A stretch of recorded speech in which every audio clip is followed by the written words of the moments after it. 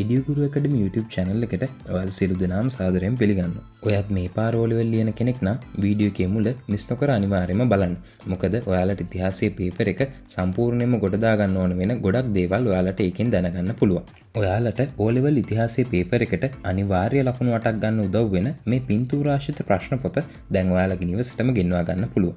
O-level කරන ඔයාලට ඉතිහාසයේ පේපර් එකට මේක ලොකු උදව්වක් වෙයි. මේ පොතේ ඉතිහාසයේ දෙක පත්‍රේ අනිවාර්යෙන් ප්‍රශ්න 8ක් එන රූප දෙකක් ආශ්‍රිත වහන ප්‍රශ්න වලට එන්න පුළුවන් රූප අනුමාන කරලා ඒ වගේ අහන්න පුළුවන් ප්‍රශ්න උත්තරත් එක්කම තියෙනවා.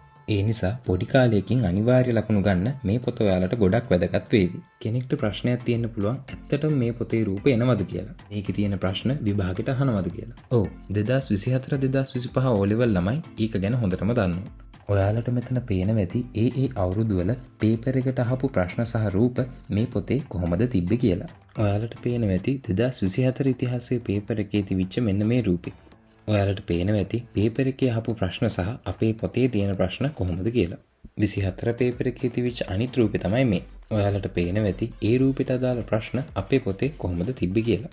2025 ඉතිහාසයේ පේපර් එකේ තිබිච්ච එක රූපයක් තමයි මේ. ඒ රූපේ අපේ පොතේ තිබ්බේ කොහොමද කියලා ඔයාලට මෙතන පේනවා ඇති. ඒ අවුරුද්දේම ආපු අනිත් රූපේ තමයි මේ තියෙන්නේ. ඔයාලට පේනවා ඇති අපේ රූපේ පොතත් එක්ක මේ තියෙන ප්‍රශ්න කොයිතරම් දුරට සමානද කියලා.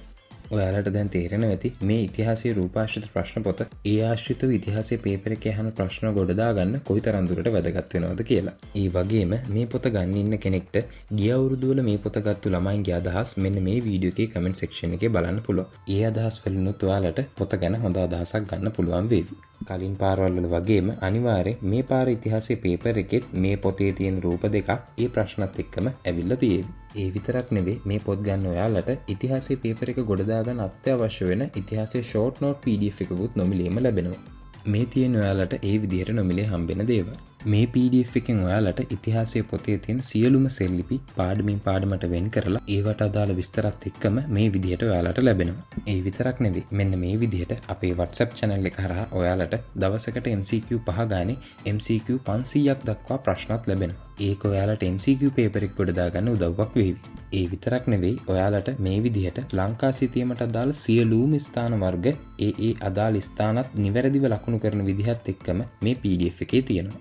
ඒ විතරක් නෙවෙයි මේ විදිහට ලෝක සිතියමට අදාළ සියලුම ස්ථාන වර්ගත් නිවැරදිව ලකුණු කරලා මේ PDF එකේ තියෙනවා. තව ඔයාලට මේත් එක්කම නොමිලේම මෙන්න මේ විදිහට 10 වසරේ පළවෙනි පාඩමේ ඉඳන් 11 වසරේ අන්තිම පාඩම වෙනකම්ම ඒ පාඩමට අදාළ වැදගත් කරුණු highlight කරලා මෙන්න මේ විදිහට වෙන වශයෙන් PDF විදිහට ලැබෙනවා. ඉතිහාසයේ පේපර් එක ගොඩ දාගන්න අත්‍යවශ්‍ය වෙන මේ පින්තූරාශ්‍රිත ප්‍රශ්න පොත සහ මේ PDF ලබා ගැනීමට මෙන්න මේ නම්බර් එකට WhatsApp message එකක් දාන්න.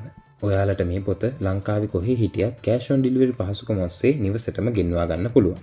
හරි අපි දැන් බලමු මේ පාර O-level ඉතිහාසයේ පේපර් එකට එන අනුමාන මොනවද කියලා. ඒ වගේම මෙන්න මේ සබ්ජෙක්ට් වලටත් ඉස්සරහටම අනුමාන ගේනවා. ඒ නිසා channel එක subscribe කරලා notification on කරලා තියාගන්න ඒ videos දාපු ගමන්ම බලන්න. ඊට කලින් අපි බලමු ගිය පාර අනුමාන ආවද කියලා. මේ තියෙන්නේ ගිය පාර O-level ළමයින්ට දීපු අනුමාන වීඩියෝ එක. මේ වීඩියෝ එක ප්‍රයිවට් දාලා තියෙන නිසා මම ඒ පාඩම් පෙන්නමින් පේපර් එකත් එක්ක කම්පෙයාර් කරලා පෙන්නන්නම්. දෙවෙනි ප්‍රශ්නෙට මගේ අනුමානය වුණේ ශ්‍රී ලංකාව ජනාවාස වීම කියන පාඩම. පේනවද 25 O-level පේපර් එකෙත් ඒ පාඩමෙන්මයි ඒ ප්‍රශ්නේ හැදිලා තිබ්බේ. තුන්වෙනි ප්‍රශ්නෙට අනුමාන කළේ දේශපාලන බලය විකාශනය වීම කියන පාඩම. පේපර් එකටත් ආවේ ඒ පාඩමම තමයි. හතරවෙනි ප්‍රශ්න විදිහට මම අනුමාන කළේ ශ්‍රී ලංකාව හා බටහිර ලෝකය කියන පාඩම. හැබැයි පේපර් එකේ 6 වෙනි ප්‍රශ්නෙට තමයි ඒ පාඩමෙන් ප්‍රශ්න හැදුනේ. 5 වෙනි ප්‍රශ්නෙට අනුමාන කළේ මහනුවර රාජධානිය පාඩම. ඒකත් ඒ විදිහටම පේපර් එකේ ඇවිල්ලා තියෙනවා. 6 වෙනි ප්‍රශ්න විදිහට අනුමාන කළේ ධාන්‍යයන් යටතේ ශ්‍රී ලංකාවේ දේශපාලන වෙනස් වීම කියන පාඩම. පේපර් එකේ 7 වෙනි ප්‍රශ්නෙට ඒ පාඩමෙන් ප්‍රශ්න ඇවිල්ලා තිබ්බා. 7 වෙනි ප්‍රශ්නෙට මගේ අනුමානය වුණේ ශ්‍රී ලංකාවට නිදහස ලැබීම කියන පාඩම. සිපා පේපර් එකේ 7 වෙනි ප්‍රශ්නේ ඉතුරු කොටස තිබ්බේ ඒ පාඩමේ. ඔයාලට පේනවා ඇති පේපර් එකේ දෙක පත්‍රේ දෙක කොටසට අදාළව මම අනුමාන කරපු පාඩම් 6න් 6ම ඇවිල්ලා තියෙනවා. තුන්වෙනි කොටසට අදාළව ප්‍රශ්න අහන්නේ ලෝක ඉතිහාසයෙන්නේ.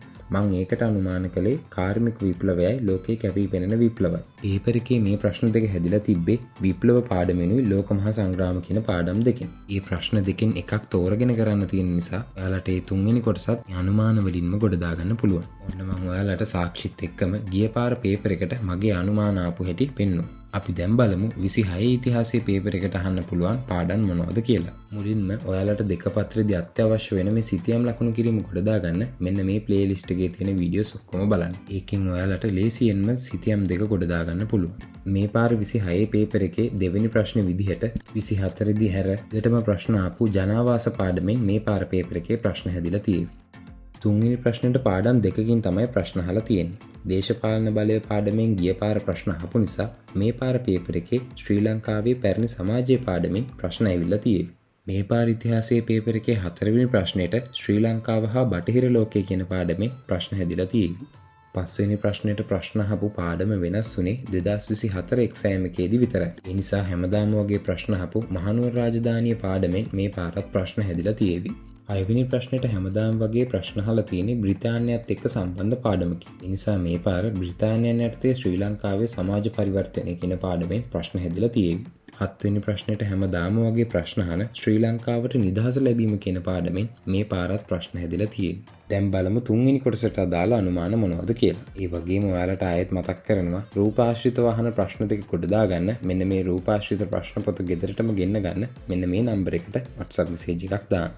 තුන්වෙනි කොටසට ප්‍රශ්න අහන්නේ ලෝක ඉතිහාසයෙන්නේ. මේ පාර පේපර් එකේ 8 වෙනි ප්‍රශ්න විදිහට පුනරුදය පාඩමෙන් ළඟදී ප්‍රශ්න අහපු නැති නිසා මේ පාරේ ඒ පාඩමෙන් ප්‍රශ්න හැදිලා තියෙනවා. 9 වෙනි ප්‍රශ්නෙට නම් හැම අවුරුද්දකම වගේ ප්‍රශ්න අහපු ලෝක මහා සංග්‍රාම හා සම්මුතියන් කියන පාඩමෙන් මේ පාර ප්‍රශ්න හැදිලා තියෙවි. හරි. ඔන්න දැන් මේ පාර ඉතිහාසයේ සබ්ජෙක්ට් එකට අදාළ අනුමාන නම් හරි. වගේම ඉස්සරහට දාන අනිත් අනුමාන වීඩියෝස් උත් දාපු ගමන්ම බලන්න channel එක subscribe කරලා notification on කරලා තියාගන්න. ඒ වගේම වීඩියෝ එක ගැන ඔයාලගේ අදහස් කමෙන්ට් කරන්න, යාළුවන්ට බලන්න share කරන්නත්, ඔයා මේ වීඩියෝ එකට කැමති නම් වීඩියෝ එකට like එකක් දාන්නත් අමතක කරන්න එපා. අදට ගිහින් එන්නම් නැවත මෙවැනි වීඩියෝ එකකින් හමු වෙමු.